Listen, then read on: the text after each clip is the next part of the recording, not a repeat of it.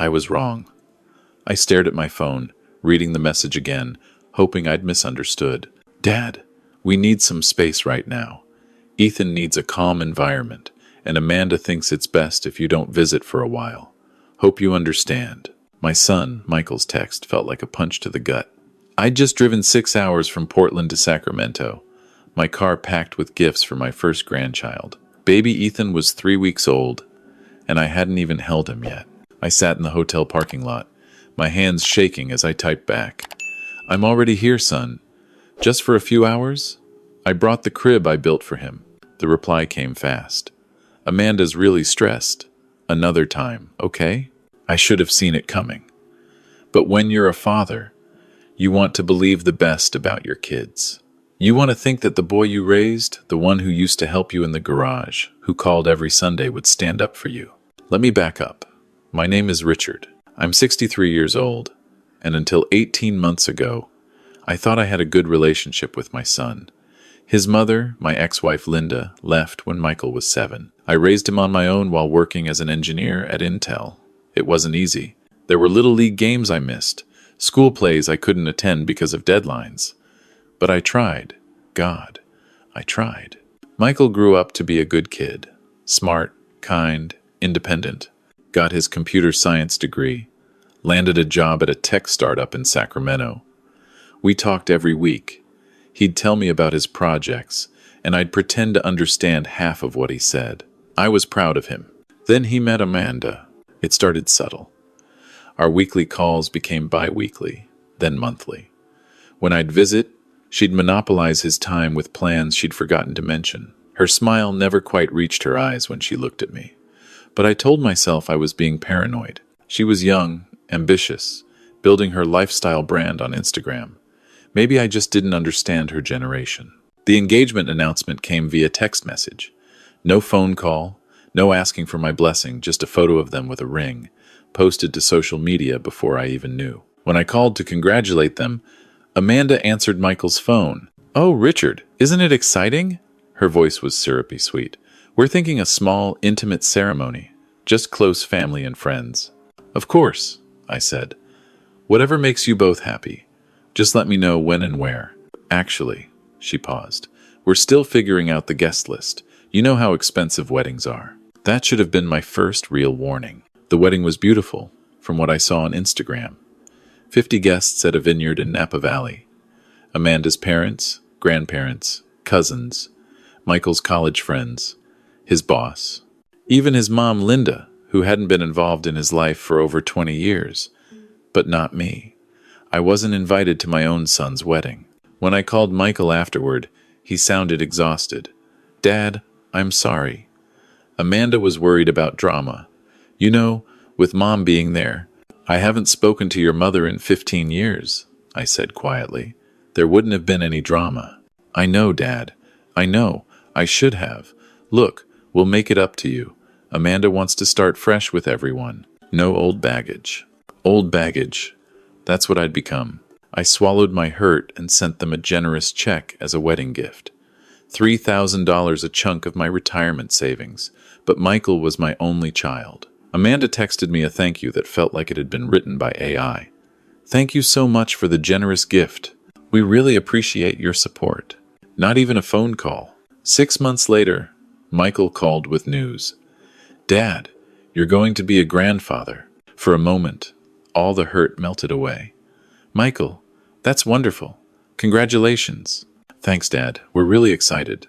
Amanda's already planning the nursery." "When's the due date?" "I want to make sure I'm there.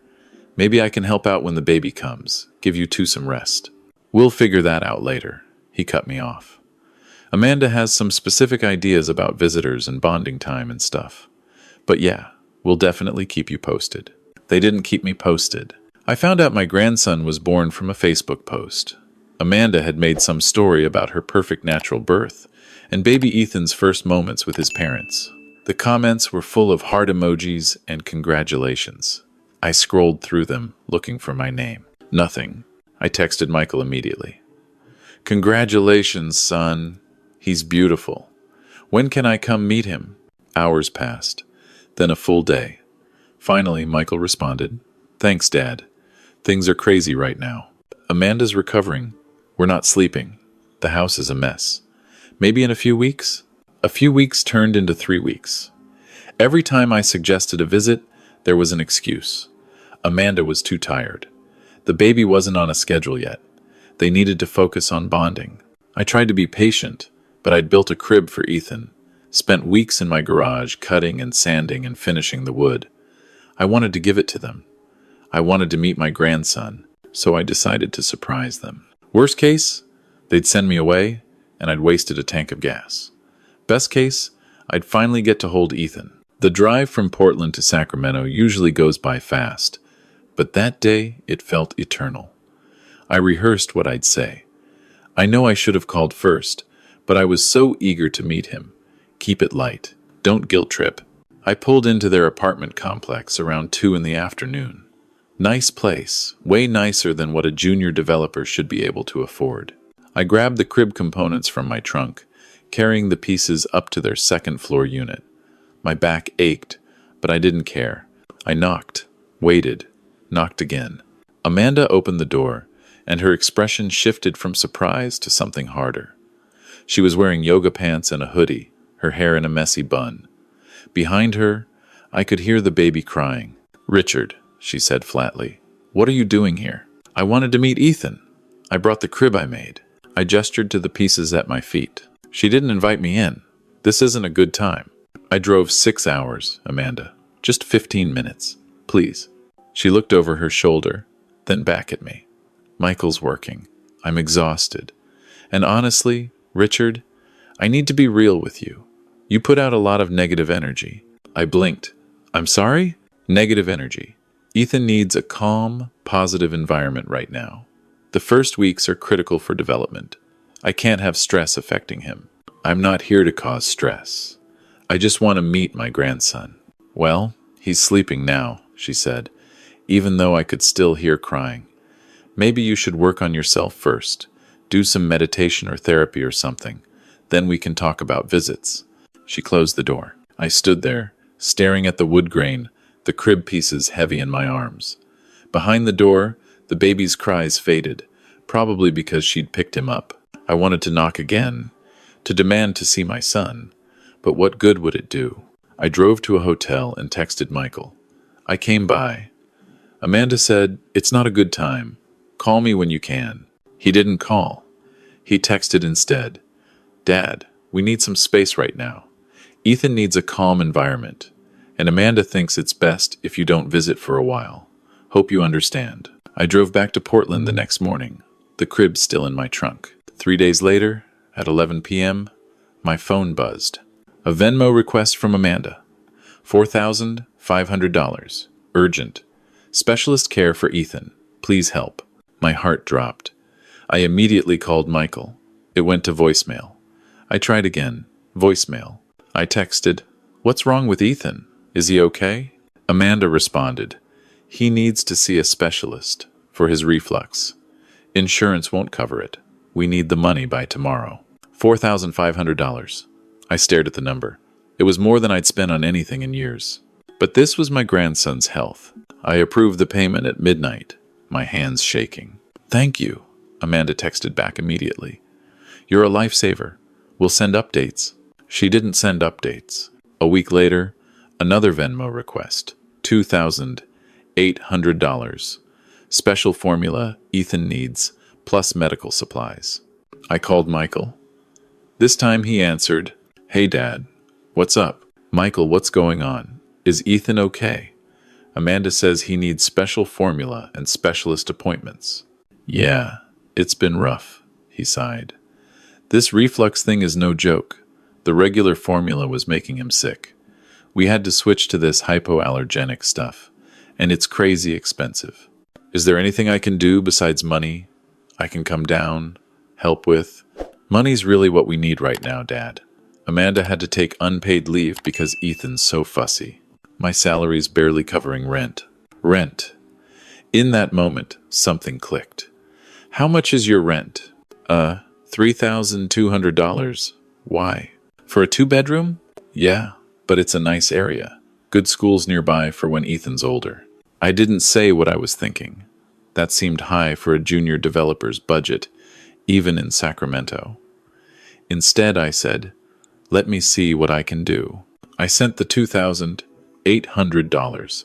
2 weeks later, $3,100. Car payment plus insurance. Behind because of medical bills. Then, $1,900. Urgent dental work for Amanda. Can't eat, can't nurse Ethan properly. Then, $2,400. Ethan's baptism costs, plus family dinner. Wait, baptism? I texted Michael. When is Ethan's baptism? Next Sunday, he replied. Am I invited? Long pause. Amanda really wants to keep it small. Just godparents and her family. She's still recovering from everything and doesn't want stress. I didn't respond. What could I say? Over 3 months, I'd sent them $18,700. Almost a third of my retirement savings. And I still hadn't met my grandson. One sleepless night, I did what I'd been avoiding. I looked at Amanda's Instagram. Her feed was immaculate. Photos of a beautifully decorated nursery designer furniture, expensive light fixtures. Amanda in matching mommy and me outfits with Ethan, both looking perfect.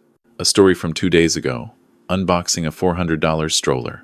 Thanks, babe, for the early anniversary gift. Anniversary gift? I scrolled further. A restaurant check-in at an upscale steakhouse, downtown. Date night, grandma's watching baby boy. Her grandma, not me, never me. More scrolling. Designer diaper bags. A new iPhone. Luxury candles. A post from the day she'd requested money for urgent dental work. Amanda smiling widely. No dental issues visible. At a friend's baby shower. I felt sick. The formula she'd said was $800 for a month's supply. I looked it up. Even the most expensive hypoallergenic formula was $150 a month. The specialist for reflux? Covered by insurance, according to their insurance provider's website. The special medical supplies? I had no idea what those even were. I sat at my kitchen table at 2 a.m., my laptop screen glowing, looking at photos of my grandson that I'd only seen through social media. In every photo, Ethan looked healthy, happy. No signs of the severe reflux Amanda had described. I opened my banking app. $18,700 in 3 months. My savings account, built over 30 years of careful living, had been decimated, and I still hadn't held him. The next morning, I made a decision. I called my old college roommate, Jim, who'd become a family lawyer. Jim, I need advice. Can someone commit fraud by lying about medical expenses? After I explained the situation, he was quiet for a long moment. Richard, you might have a case for financial exploitation. Do you have documentation? Every Venmo request? Every text? Screenshots of her Instagram. Save everything. Don't delete anything. But, Richard, he paused. This is your son's wife. Your grandson's mother. Are you sure you want to go this route? I wasn't sure. I wasn't sure of anything anymore. Instead of calling a lawyer, I did something simpler. I stopped sending money. The next Venmo request came 3 days later. $2,600. Behind on utilities plus need groceries. Ethan's formula running out. I didn't respond. Amanda called. I let it go to voicemail. She called again and again. Finally, I answered. Richard, thank God. Did you see my Venmo request? We really need... No, I said quietly. Silence. What? No. I'm not sending money, but Ethan needs. Amanda, I've seen your Instagram, the designer furniture, the expensive stroller, the restaurants, the new phone. I'm not stupid. Her voice changed, sharpening. Those were gifts from my family. Unlike yours, they actually support us. I've sent you almost $20,000 in 3 months, and we've needed every penny. Do you know how expensive babies are? How hard this has been? Hard enough for date nights and luxury candles? You're tracking my social media? That's creepy, Richard. Really creepy. Maybe this is why we don't want you around Ethan. This obsessive, controlling behavior. I want to see my grandson, not until you apologize for these accusations. You've been nothing but negative from the start. Michael said you were difficult, but I thought I could handle it. Clearly I was wrong. Put Michael on the phone. He's working. And honestly, after this conversation, I don't think he'll want to talk to you either. We're trying to build a family here, and you're making everything toxic. She hung up. I sat there, my phone in my hand, feeling something shift inside me. For months, I'd been bending over backward, trying to prove I wasn't the problem. Sending money I couldn't afford, accepting every excuse, swallowing every insult. But I wasn't the problem. I'd never been the problem. Michael called that night. Dad, what the hell? Amanda's in tears. She said you accused her of stealing from you. I didn't say stealing. But Michael, I need you to be honest with me. Where is the money going? What do you mean? Baby expenses. Formula, diapers, doctors. Amanda posts pictures of designer furniture and expensive dinners on the same days. She tells me she can't afford groceries. Those are Dad. You don't understand. Her parents help with some stuff, and we have credit cards. So you're going into debt while asking me for money? It's not like that. Then what is it like? Because from where I'm standing, I've sent you nearly $20,000, and I haven't even met my grandson. I wasn't invited to your wedding. I found out about Ethan's birth on Facebook. I drove 6 hours, and your wife called me negative energy and wouldn't let me in. She was protecting Ethan. From what? From his grandfather who loves him.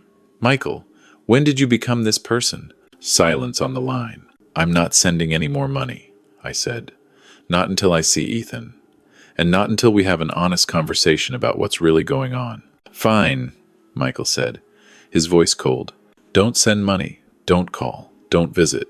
If you can't support us, we don't need you in our lives. He hung up. I didn't sleep that night. Or the next. I kept replaying our conversation, wondering if I'd been too harsh, if I'd just ruined any chance of seeing my grandson. But in the morning, I felt something I hadn't felt in months. Clarity. I'd been so afraid of losing Michael that I'd lost myself. I'd become an ATM with a pulse, valued only for what I could provide.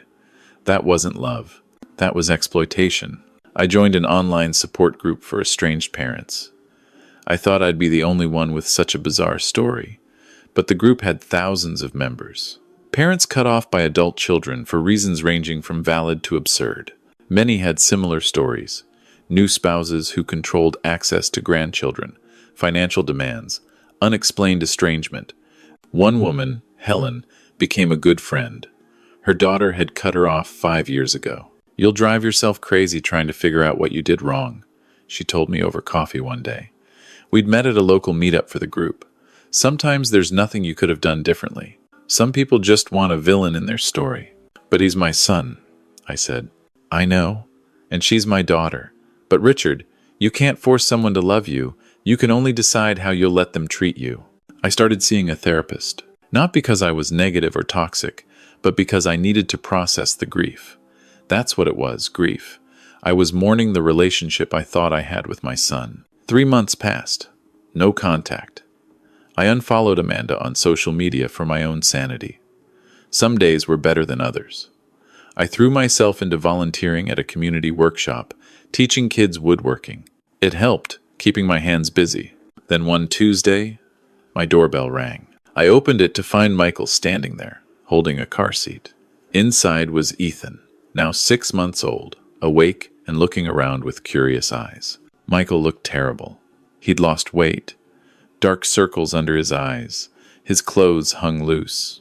"Dad," he said, "can we come in?" I stepped aside. He set the car seat on my couch and slumped into a chair. Ethan made a little sound, and I found myself drawn to him. 6 months old, chubby cheeks, wispy dark hair, Michael's eyes. "Hi there," I whispered, touching his tiny hand. He grabbed my finger with surprising strength. "Dad, Michael's voice cracked. "I need to tell you something." I sat down, still holding Ethan's hand. "You were right," Michael said. "About the money, about everything." He told me the truth.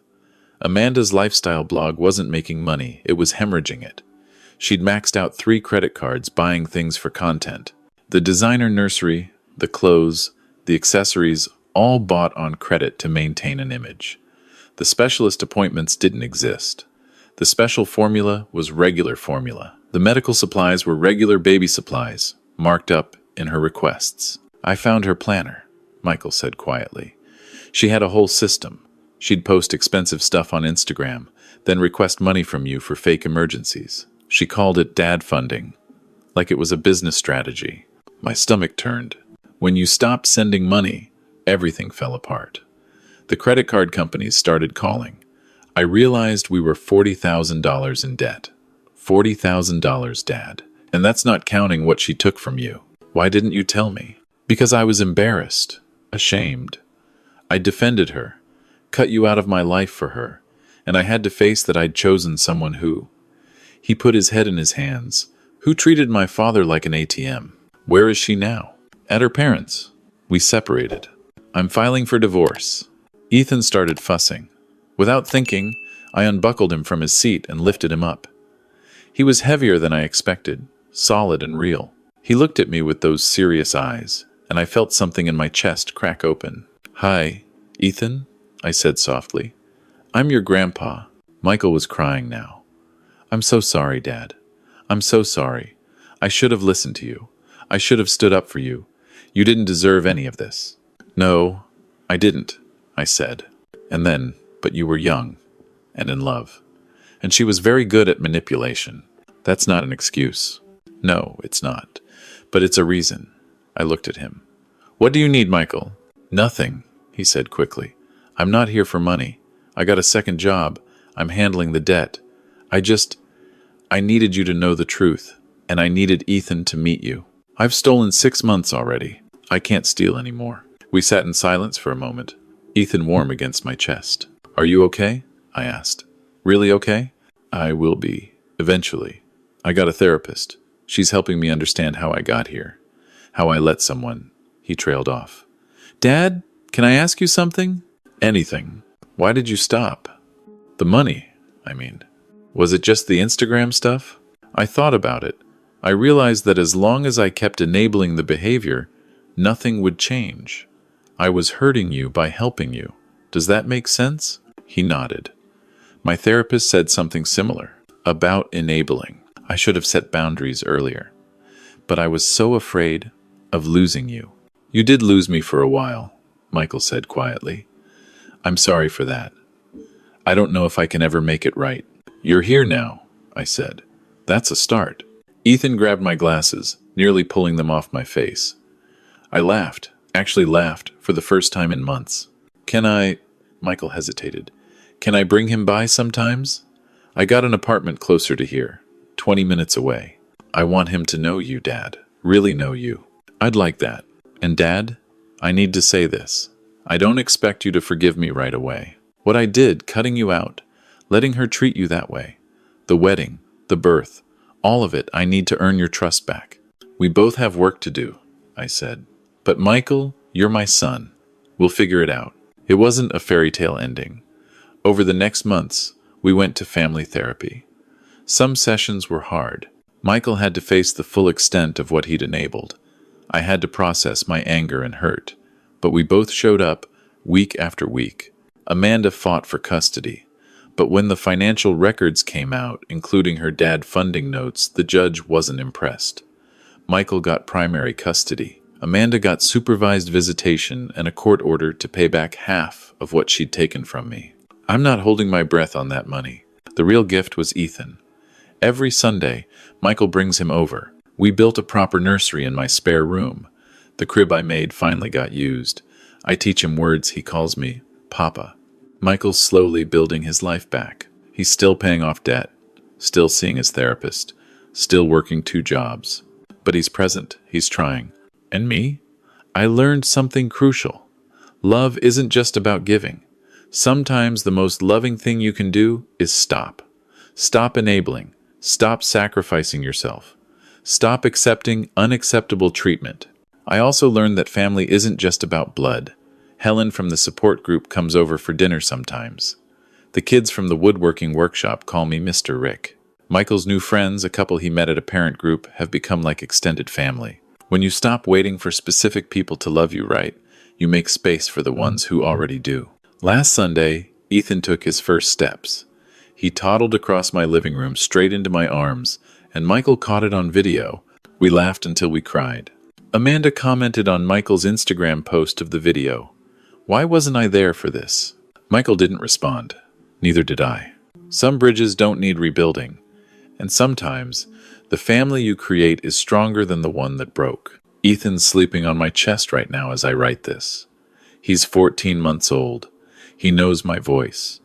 He lights up when he sees me. He'll grow up knowing his grandfather not as an ATM or an obligation, but as someone who's actually there. That's worth more than any amount of money I lost. If you're going through something similar, whether it's a child, a parent, a spouse, please hear this. You are not required to fund your own exclusion. You are not required to accept crumbs of affection in exchange for your resources. Love is not conditional on your usefulness. Sometimes the best thing you can do for someone you love is to stop enabling them to hurt you. And sometimes they come back. But even if they don't, you still have to build a life worth living. That's not giving up on love. That's finally loving yourself enough to set boundaries. And that, I've learned, is where healing begins.